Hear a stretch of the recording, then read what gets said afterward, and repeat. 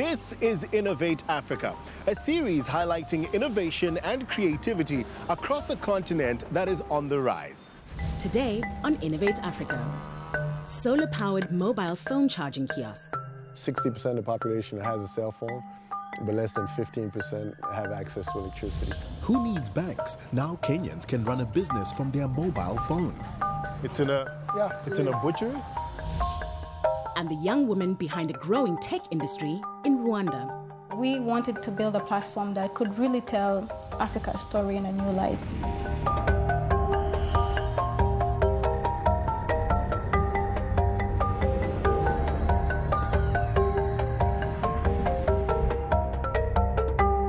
African economies are growing. The ICT revolution has helped to unleash the potential of many African startups. In this episode, we meet entrepreneurs who are finding uniquely African ways to do business.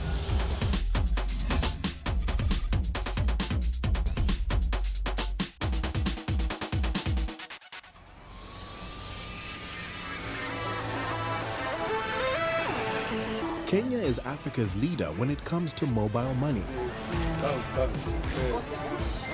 With the digital payment platform M-Pesa, around 11.5 million people use simple cell phones to pay their bills.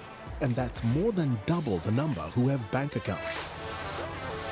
Erastus Kienga is a typical M-Pesa user.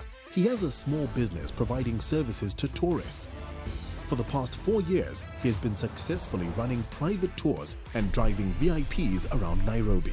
Hey, you Erastus, how you doing? I'm good. I'm Tafuma. Welcome to Nairobi. Thank you, man. Thank you. Good to be here. Is the traffic always like this? Morning and evening, it's crazy. How do you prefer to get paid? Do you prefer cash or is there other ways? Sometimes we prefer the M-Pesa. It all started when Kenyans who had no bank accounts or credit cards began to trade their airtime to pay for services. Deposit. This system was so successful that it was fine-tuned and called M-Pesa. Pesa is the Swahili word for money. It is now the most widely used form of payment across the African continent. How does it work? I give you my telephone number. Yeah? And then you can transfer it to my account. So is this where we can get the M-Pesa hooked up? Yeah, I think there is M-Pesa agent. You can go and then you do the deposit and then you transfer to my account. I noticed just as we were driving in here, I mean, we didn't drive for long, but there's like M-Pesa signs everywhere. Kenyans, they use M-Pesa. Everybody is using M-Pesa. You know, a long time ago, there was these international banks like Barclays. These big banks were giving us difficult conditions to have account. There has always been some mistrust of the banking system, and Kenyans prefer to deal only in cash, often sending parcels of money across the country with friends or relatives using the local bus network. Now, transfers are made swiftly and safely from digital wallets that can be installed on any mobile phone. So when M-Pesa came, it was easier. It's in a butchery? I think it's part of the business. So you can basically do it anywhere? Yeah, you can do it anywhere as long as it's M-Pesa agent. Okay. Hello, it's first time using M-Pesa? So I just want to deposit some money in my account so that I can pay Erastus. After handing over my phone number and passport, my account was set up in just a couple of minutes and I was able to make my first deposit. I see the message has just come through. There you go, 2,000 shillings, just like that. So now I've got 2,000 shillings in my M-Pesa account. I can transact with pretty much anyone. Yeah, now I'm lucky you can transfer the money to me now. You can pay me. You'll be the first person I pay. Thanks. But while M-Pesa works well for individual cash payments, it's not designed to facilitate a business. But now there's M-Pay, a new mobile money innovation that is designed specifically for small businesses in Kenya. Kariuki, nice to meet you. That's where the gap was, and that's where we found a niche in connecting businesses to mobile payments. This year we got some two big clients. Zege Technologies is a company started and owned by Kariuki Katitu. He has challenged the banking system further and created a product called M-Pair. M-Pair works for a variety of small businesses, like this soccer academy, not only to pay and receive money, but also to keep online records of transactions. We used to request the parents, okay, why don't you pay through M-Pesa? Then we came across an improved version of M-Pesa for a business like mine, which is called M-Pair. Instead of getting the money through my phone line, then I have to go to an M-Pesa agent and withdraw the money. M-Pair actually set up a system whereby money is not being paid into an individual's phone number, but into the company's M-Pair accounts. It's very simple because it has to work on smartphones, feature phones, and those dumb phones. So you'd come here and pay a bill. So the our bill number is 531300. Basically, after that, you get response from M-Pesa. It sits in between a business and mobile payment. This is a place I come to basically hang out. There's a co-working space here called the iHub. You have guys with ideas, they come together and they build awesome things. So this is pretty much where you got started, isn't it? Exactly. I was young then, lots of ideas. And I decided to jump in and try one of them. You were saying that this coffee shop was actually one of your first clients. It was. They really helped us. It must be dear to you that you're helping out small businesses start up. Definitely. One of the most frustrating thing about doing a business is failing, you know? And from my journey, I realized that if I had a better control of what's happening in the business, then that would have made it easier to sustain it and to succeed. And so that's the vision for M-Pair, to create an opportunity for people to build entire businesses and industries around. One of our clients that's using the M-Pair system is Smart Fellas. Now, Smart Fellas are a very innovative company. What they do is they drive you home in your own car, so they are a chauffeur service. Using our system, they're able to easily subscribe clients using mobile payments in a very innovative way. Where will it be dropped off? When a client sends money through M-Pesa, it directly goes into their account, and basically they do not have to do any reconciliations on their part. So it makes it very easy for them to track the client's cash and payments.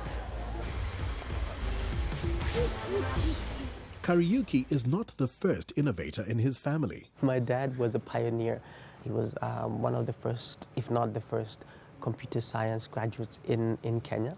And he also had a passion for Africa, just like me. His passion was more political, and it took him to fighting for our second liberation. So did you ever get the opportunity to ask your dad how he went from freedom fighter to computer science professor? Actually, it was from computer science professor to freedom fighter. And I asked my mom. And I think he was very passionate about the country, about freedom. He believed immensely in justice, and he believed that you have to do what you have to do. So this is him with a big. Actually, this fashion has actually come back. Funny. So it seems to me like your business is pretty crucial for any small business to have. What do you think is the role of small businesses in Africa? I'll tell you, Tapfoma, they are the bedrock of the economy. Without small businesses, I don't think there is anything that any economy can do, whether the American economy, African economy, Kenyan, or even South African economy, for that matter. My tour guide runs a small business. He's got a few clients that he takes on VIP tours and stuff. Maybe your businesses could come together and you could help him out as well. All right, This is Erastus. cool. Erastus, this is Hi, Erastus. Kariuki. Let me give you a ride. Maybe you guys can connect inside. Definitely.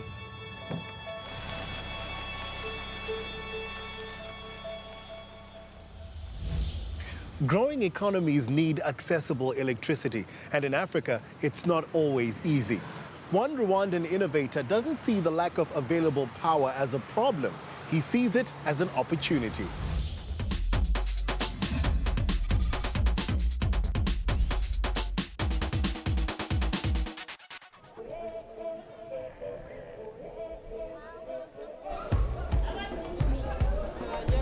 Mugitanga is a rural village in the Burera district of Rwanda. The surrounding areas are well-known tourist hotspots. The natural beauty and gorilla population are major attractions. But Mugitanga remains relatively cut off.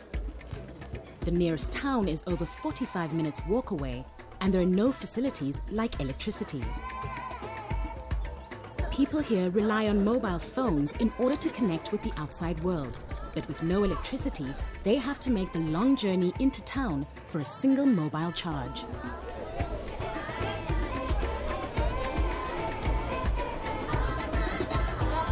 Three months ago, Emile Ndahimana bought into a brand new franchise that has changed everything.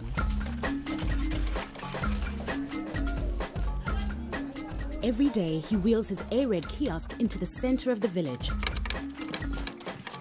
It's a solar-powered stall that can charge cell phones and other small electronic devices. Emile charges a fee for the service, and after just 3 months, his business is booming.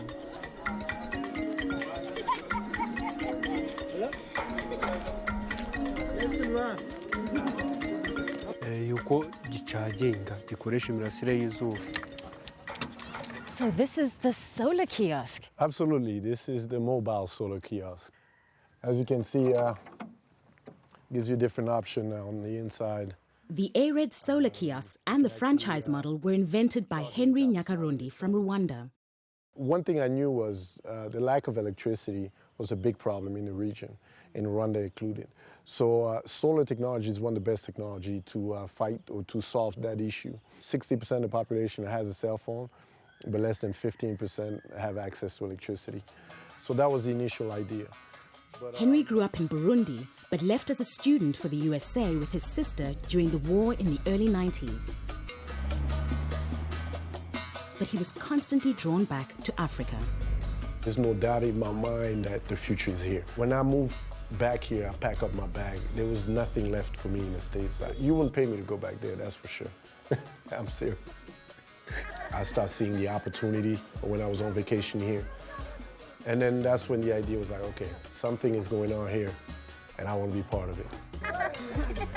I started seeing people, more and more people with cell phones. But they were having a lot of problem charging their cell phone, including myself. At that time, I had a BlackBerry, a smartphone. So I had to go home, charge my phone, go back to the city. I was like, man, it would be cool to have a kiosk in a city where you can just charge it. So I did some research, I went online, and I look at energy, I was like, wow, you know, you look at the statistic here, less than 20% of the population has access to electricity in the region. It's even worse in some areas, you know. So I knew this is where I want to be in. So how many cell phones would you be able to charge at a time? So we can charge both sides, about up to 30 phones at one time. As you can tell, we do all the charge are done USB port only. We have universal plugs, so we can charge up to 90% different type of phone that exists in the world. And you can see on the lights here, the green light tells you when it's charging, when it's not. So you can turn that on, turn that off. Okay. And the control panel gives you the battery life. We want to make it as easy as possible to move it around. Yes. So the whole body is a plastic base mold. From the frame to the body. The only thing metal is the body frame. Yeah, you can definitely see that the plastic makes it quite easy to move around, maneuver, it's light. Yeah, absolutely. Actually, there's a lock system. You can actually lock the system. A lot of time if they want to go eat, they want to move away from the kiosk so nobody steals the phones. If it's a rainy day or cloudy day, you don't have much sun, would you be able to go with the power of the battery for the entire day? Absolutely. So we're using the lithium type of batteries, which is the best battery in the market right now. The goal is to charge everything during the day from the solar panel. But the system automatically kicks in using the battery if there's cloud, if it's raining, or at night. You know, it automatically does it from the system. It could rain for 2 days, the battery will still be working. Because I wanted to create a full business solution for our franchisee, where they can really earn a living off this particular business.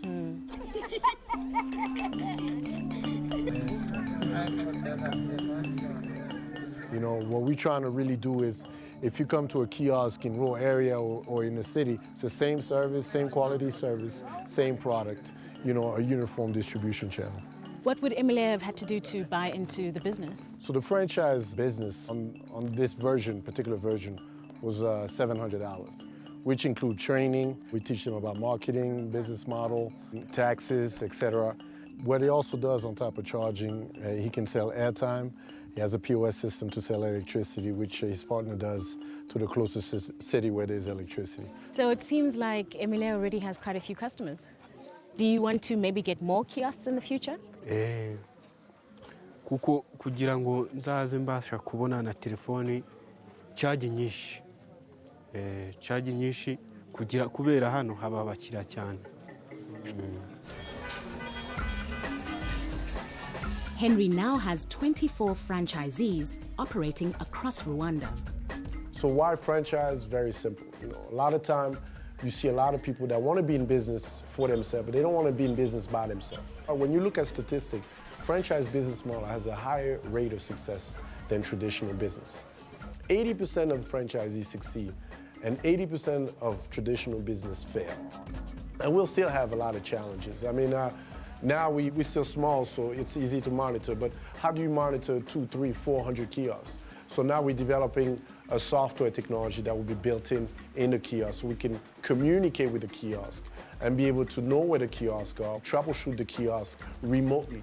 And we're working on the next generation kiosk where we'll be offering internet services. We're in a great space now because, especially in Rwanda, they're really promoting entrepreneurship. But I think it's very early stage, because you can always have great ideas, problem solving, but without financing, you can't move from point A to point B. I mean, that's just the name of the game. Great ideas get stuck because there's no funding. I see it all the time. Now we have to move beyond entrepreneurship also and create a real structure to support those entrepreneurs, to get them to the next level.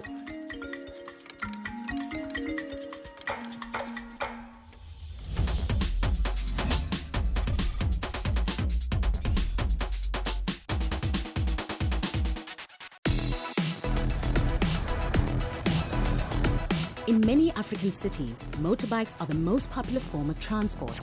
Even those who don't have their own make use of motorbike taxis like this one. But roadworthiness and driver credentials are often overlooked, and danger on the roads is an ongoing issue. I'm on my way to meet with the founders of a software development company called HeyHey. One of their latest products is tackling the dangers of unregulated motorcycle taxis. Thank you.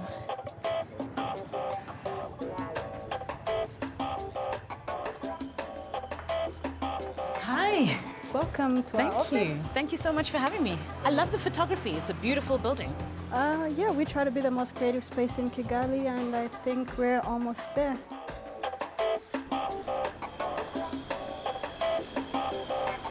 Clarisse Iribagiza and the HeyHey team operate from here, a collective workspace in Kigali called The Office. It's an innovation hub where small startups can share space and pool resources. HeyHey, which means where in Kinyarwanda, was founded by Clarisse and 3 other students attending a summer course for mobile programming. In just 4 years, the team has transformed big ideas into big business. The company is now one of the leading software development firms in the country. This team that was formed actually grew to become something bigger than we had imagined. And we grew from having just SMS-based applications, from the time that we started with a bit of web technologies to now, full-on smartphone applications that are running on iOS devices, on Android devices. Name, where he lives, the phone number and stuff. Last year we won the Transform Africa Award. We've been listed in Forbes, which was pretty great. In 2012 we got the Inspire Africa Award as well. With each prize that we got, with each award that we got, we saw a client walk in. HeyHey has quickly gained a solid reputation. They were recently contracted by the Rwandan government to create online public opinion surveys and have given university students a way to access their grades remotely. You guys are quite a small team, but you're working on a lot of different projects at the same time. Yeah, it's a lot of work, but we try to be as efficient as possible. One of their latest initiatives is Safe Border, a new app tackling a big problem. The application that we're building right now, it's a GPS-enabled application that will connect people that are looking to take these motorbikes with really safe motorbike drivers who have been trained in road safety, who have, clean helmets, who drive safe, who have driver's licenses, things like this. You tap on the web icon, the app icon, and it gives you a list of motor drivers available. So what it does, it actually connects you to a specific motor driver within your area, and you have their contact information, their motor drive plate number, and you can basically track them and be able to just connect with them personally. That one really deserves a round of applause. Hey Hey is also leading the way when it comes to user access to local creative content. They've recently launched a platform called Nundu. This digital content store will be hosting most of in-house products we have here, apps. We are also focusing on audio content like music, storytelling, So you're podcasts. creating your own iTunes or Amazon basically for the continent and the tech space. You can call it like that. Nundu allows registered users to download locally developed apps, access African literature, comics and poetry, as well as preview and download local music. We wanted to build a platform that could really tell Africa's story in a new light. Just share great stories, great innovations from all over the continent. So we realized that we really needed to understand the context in which we were operating, understand what the needs were, and this is where homegrown solutions really do make sense. And in line with everything homegrown, even Rwandan coffee farmers are set to benefit from Hey Hey's software development skills.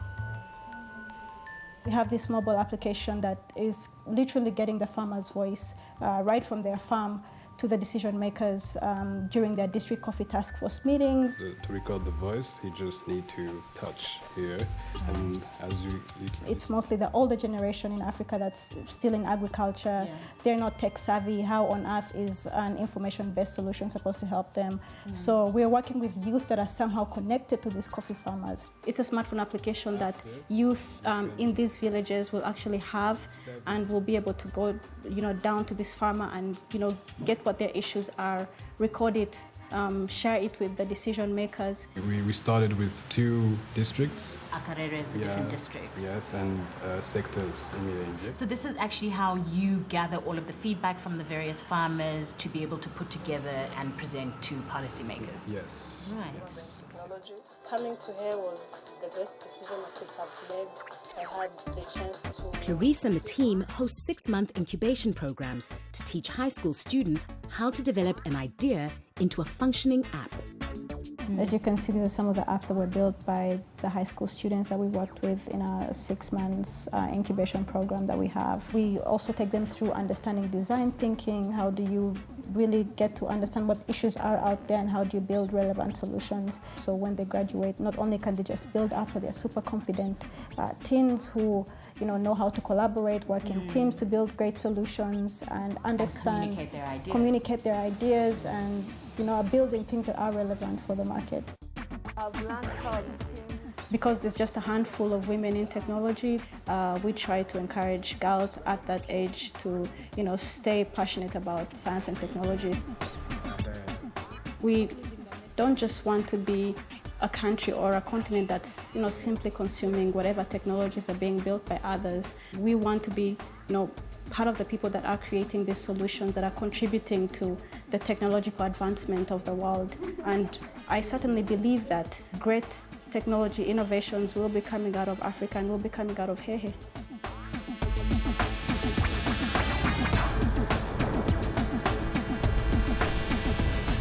Next time on Innovate Africa. Waste is actually a treasure.